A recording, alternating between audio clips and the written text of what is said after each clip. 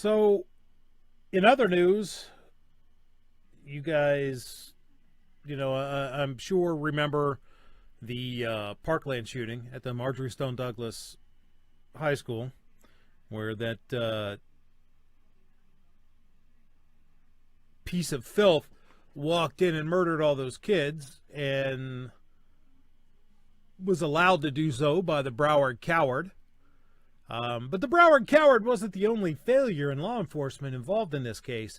There were numerous contacts between Cruz and local police, and the FBI was even notified of his intentions. Well, the Parkland families, except for one, filed a lawsuit, and the Department of Justice just settled it. This is a piece from Breitbart. U.S. Department of Justice announces $127.5 million settlement with Parkland families. Families of 16 of the 17 people killed in the February 14, 2018 Parkland High School shooting learned Wednesday they will receive a multi-million-dollar settlement from the U.S. Department of Justice. The U.S. government indicated the settlement resolves 40 cases connected to the shooting for $127.5 million, the Associated Press reported. The settlement is the result of a suit filed over alleged FBI inaction.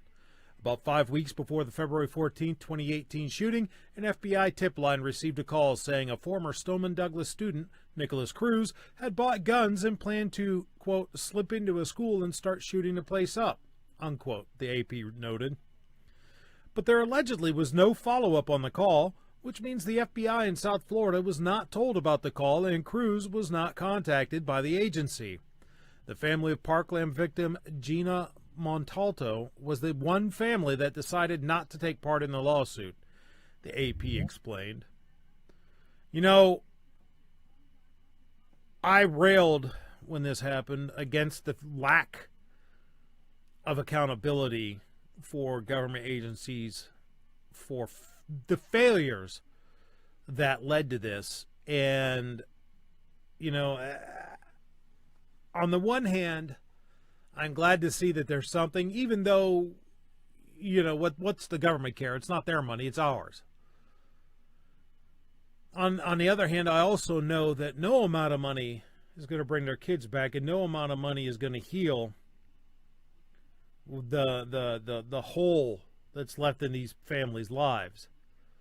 But I don't know. I'm torn in saying, yeah, it's a good thing that there's someone held accountable. Maybe the families can have a sense of closure in this. I don't know. What do you guys think? Is this a good thing? Is it a bad thing? Or is it just a terrible thing all the way around?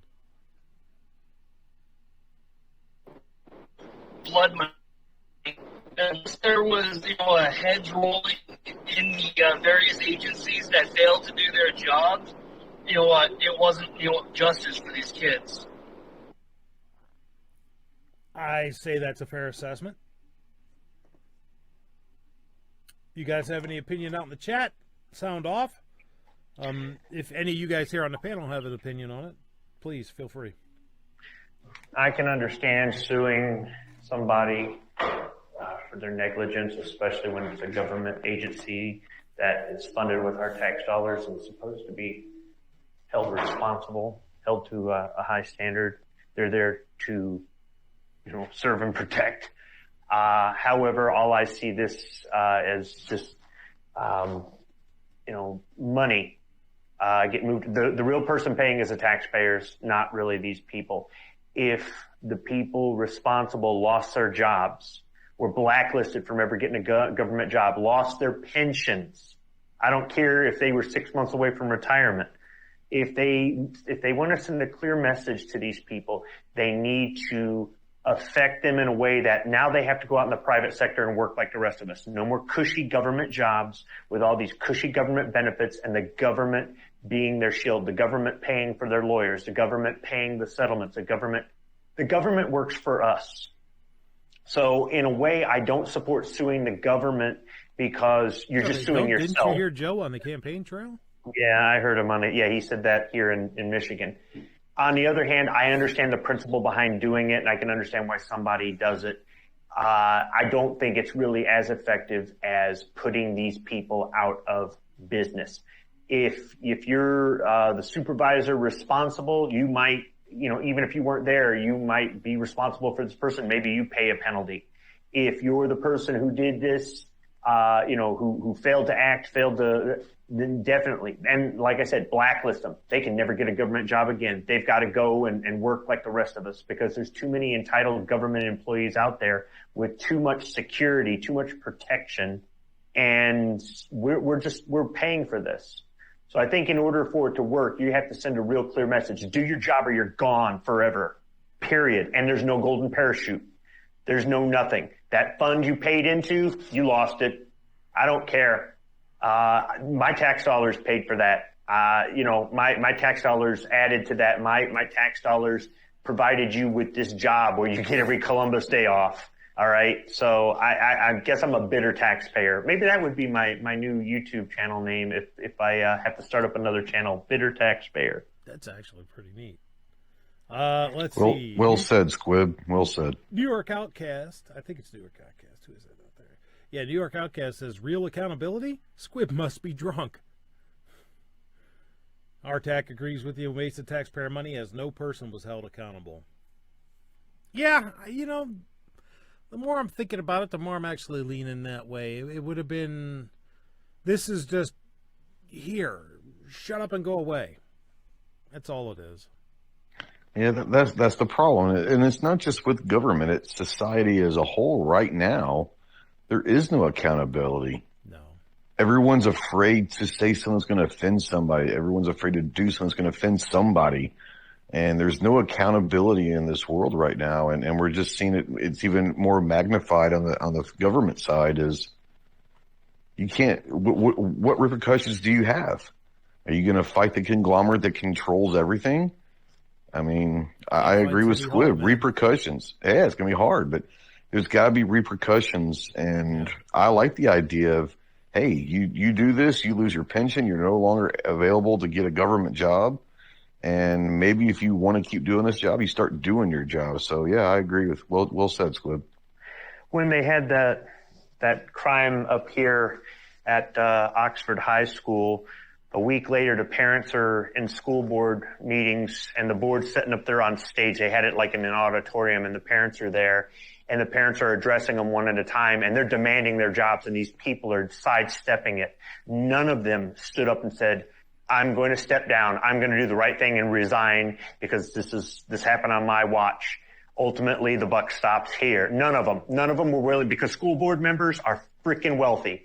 And maybe not where you're at, but here, school board members are freaking wealthy. They make some serious money and they've got a heck of a retirement. They take really good care of educators in this state. And these people aren't about to accept responsibility and say, the failure wasn't directly, but the buck stops here and I need to stand up and do the right thing. Not to mention that might actually save any sort of pension or anything they've got or save them from, but no, you're not even going to see these people volunteer. They're going to put off the blame. And as long as the settlement's taken care of and, like Budget was saying, just here, go away. And does that resolve anything? Does that send a message to anybody? No, it doesn't. Look for solutions that aren't just about cashing in. Look for solutions that actually have a consequence for a failure. Because I guarantee you, if I fail at my job, there's a consequence. I'm going to lose that job. And going home to your family and saying, yeah, I don't know how we're going to pay the bills until I get back to work is not a good feeling. But these people, they sleep at night. They sleep at night knowing that they're never going to have that conversation because they're protected. It's sad. Yes, it is. And I don't know that that's ever going to change.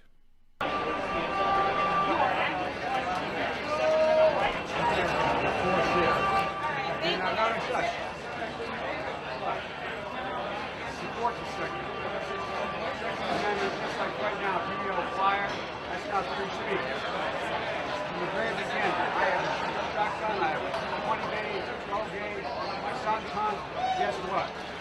You're not allowed to own it anyway. I'm not taking the gun away. at all. You need 100 rounds. No. I did not say that. That's not true. I did not say that. It's a viral video like the other ones you're putting out there. They're saying they're live. Well, he just clarified it. Wait. Take your AR-14s and look. Hold on. And let's keep moving. There's a lot of guys wanting this. I'm not worried. Give me a break. You're pushing up on me. And there's a lot of guys. Look, here's the deal. Are you able to machine gun? I said, are you able to? That's right. Our AR-15s are legal. No, it's not. Yeah, do you need 100 rounds? Do you need 100 rounds? In America, with handguns that are what you call assault rifles. Why are you advocating for assault rifles and people are dying by handguns? Okay, let's. I represent my individual mind. Thank you. You're here representing. I'm representing me because I'm a fucking But he American. answered your question and you kept on. That's fine. You guys have your own point of view. Yeah, wait, it's right. You're wrong.